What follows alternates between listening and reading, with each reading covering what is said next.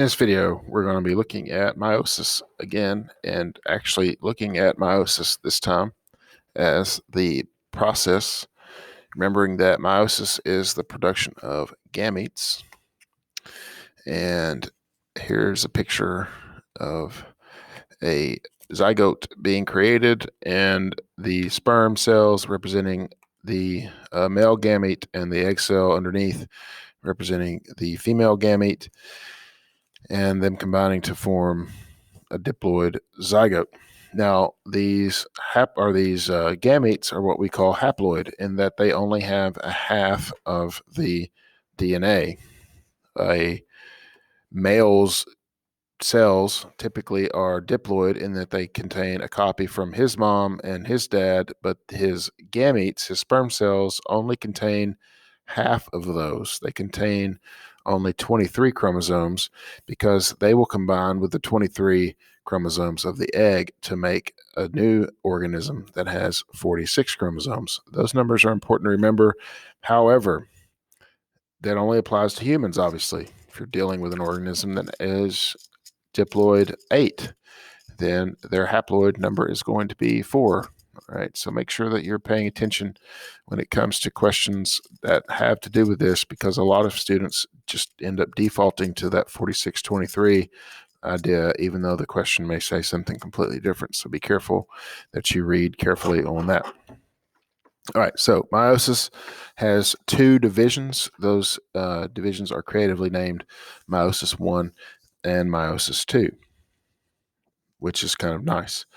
Now, remember, a couple of things to remember as we talk about this, and we'll do an activity in class where you can use pipe cleaners to kind of go through this, or I'll link a video to show you how that activity can be done to kind of show this. But basically, at the beginning of meiosis, that cell is going to go through interphase, and it's called interphase 1, but that's kind of a trick because there's no interphase 2. So during interphase, that cell is going to go through the process of growing and all that kind of thing. But more importantly, what's going to happen is the DNA is going to be replicated. And so up here, whereas you have this pair of chromosomes, down here represents that same pair of chromosomes, but this blue chromosome has duplicated, and now there are two pieces called sister chromatids, and the red chromosome has duplicated, and there are two pieces also called sister chromatids. The red and the blue's relationship to each other, they're not necessarily identical. They have the same genes on them, but there may be different versions of those genes. We're going to talk more about gene versions when we talk about Mendelian genetics, but this is where you get into the dominant, recessive, and that sort of thing. The big idea here that you need to know is that blue one, let's just say for the purposes of this understanding, the blue one came from dad, the red one came from mom in this particular individual. This pair of chromosomes is called a homologous pair. All right, they're not identical, but they are a pair in that this is chromosome, I don't know, 1 or 2. Remember the karyotype of the female individual? She had an XX chromosomes, and so those two X chromosomes were a homologous pair in that they're the same chromosome. They may not have 100% identical genes because the two parents that donated those chromosomes didn't have 100% identical genes, but they are homologous. But these two blue pieces here are totally identical to each other because this blue chromosome replicated itself. This red chromosome replicated itself. So these two sister chromatids are identical to each other. All right. And so what happens in this process is during meiosis I, there's basically two parts of meiosis I that you need to be familiar with. And let me see here. This first division, the two parts that we're going to concern ourselves with, notice that you have prophase, metaphase, anaphase. You also have telophase, cytokinesis, all those things that we learned in that unit. However, there's only two parts that I want you to be concerned with. That is prophase I and anaphase I. And I'm going to talk first about anaphase I. since we're right here talking about divisions. In anaphase 1, what happens? And I'll go back to this picture because not that one, this one. I'll go back to this one because I think it's more helpful. In anaphase 1, homologous pairs are going to separate. And so after meiosis 1, you're going to have 2 new cells, right? And so during anaphase 1, the blue is going to separate from the red. One of the most common mistakes that students will do, and like if I give them some pipe cleaners and I say, show me anaphase 1, they'll put one blue and one red here and one blue and one red here. That's not how that works. All the blues go to one side, all the reds go to the other side. And notice this cell here, even though it's got 2 pieces in it, is now a haploid cell. It's a haploid cell because it only has half of the DNA in it. It doesn't have the DNA that mom gave it anymore. That's over here now. All right. So whereas this is a diploid cell, right?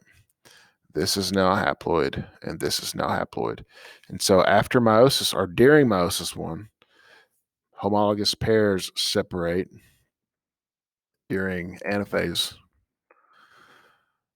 And in anaphase 2, so during meiosis 2, sister chromatids are going to separate. All right. And so the little red separates from the little red and the little blue from the little blue. And so at the end of that, you have 4 cells. Now, if you remember in an earlier video, I said that those cells are all genetically unique from one another. All right. Well, if you look here, this is really simple, obviously, but these 2 cells are similar and these 2 cells are similar. So what do I mean by genetically unique? This is where we get into prophase I. So in prophase I, there is a phenomena called crossing over. During prophase I, those homologous pairs will line up and literally like get right on top of each other. And they will line up directly. The locations of each one of those genes will line up with the locations of the genes on the homologous pair so that all of those genes are perfectly aligned. And this structure that forms in that you have 4 pieces, right? 2 sister chromatids and 4 total pieces is called a tetrad. That prefix tetra means 4. And so this tetrad forms during prophase I.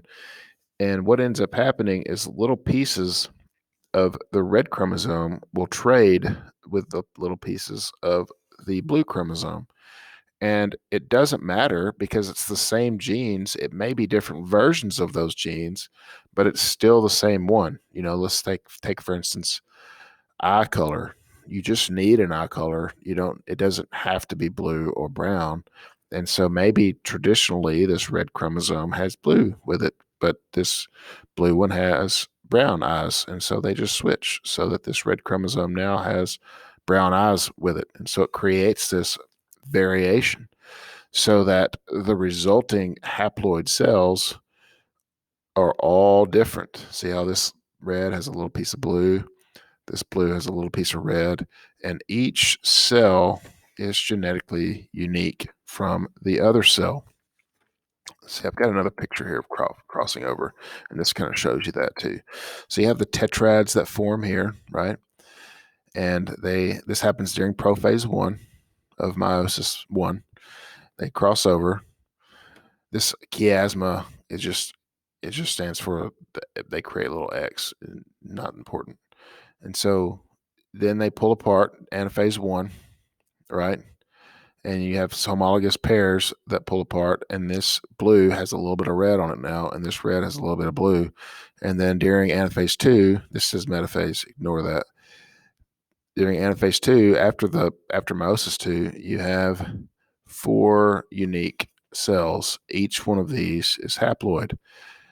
Now, if you do this if I were to take this same picture, say, and combine it with a picture over here of, say, this is the production of sperm cells, and over here we had the production of egg cells, how many different combinations between those 2 could you get? it would be a lot, right? It would be a whole lot of different combinations that would be resultant. Well, think about that then times 23 pairs of chromosomes. It gets really big really quick. All right. If you think about all the combinations that exist between, the different pairs and then the crossing over that can occur, it's actually about a 1 in 70 trillion chance that someone would be your identical DNA in the production of a sperm and egg cell from your parents. Now that with twins, there's something different going on there, which is another discussion. But in that any random sperm cell and any random egg cell, the chances of it becoming exactly like you is around 1 in 70 trillion. So that's pretty high chances. It's just not going to occur like that. So every individual is unique in that they have this special group of DNA that's can't be recreated again. And so this allows for tons and tons of variation.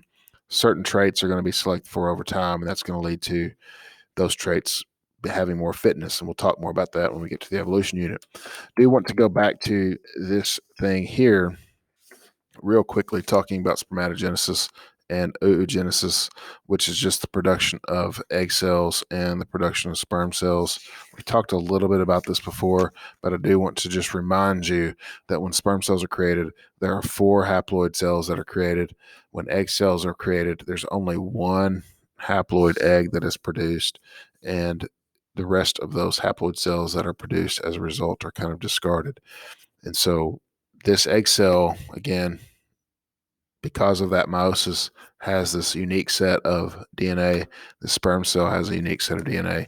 And because of that, creates a individual that has a lot more variation than their parents and a lot more variation than their siblings, and then especially a lot more variation than anyone else in that population, which allows that particular species to thrive.